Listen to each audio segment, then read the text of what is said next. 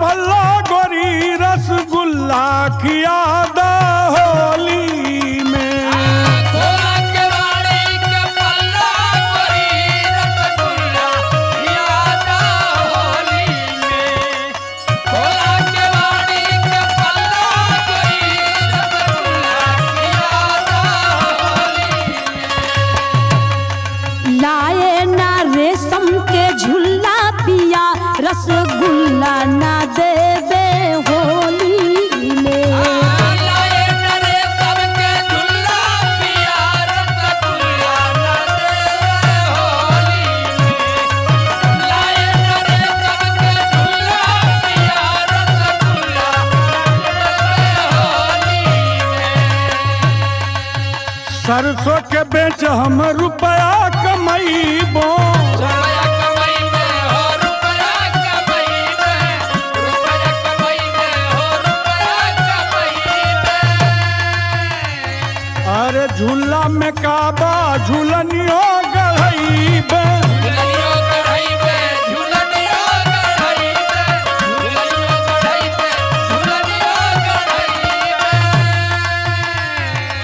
डाक का गढ़ई बनक बुल्ला गोरी रसगुल्ला खिया दा होली में। अरे डाक गढ़ई बोनक बुल्ला गोरी रसगुल्ला खिया दा होली। अरे डाक के गढ़ई बोनक बुल्ला गोरी रसगुल्ला खिया दा होली में। काम ना करेला कहेला जियादा। कहला जियादा कहला जियादा कहला जियादा कहला जियादा। कही के तू सैया भूला गईला वादा। भुला गइला वादा भुला गइला वादा भुला गइला वादा भुला गइला वादा। लागेला तू तो निठल्ला पिया रसगुल्ला ना देवे होली में। लागला तू तानी ठल्ला पिया रसगुल्ला ना देवे होली। अरे लागला तू तानी ठल्ला पिया रसगुल्ला ना देवे होली में। बीत गईल दुखवायो बीतल गिरानी।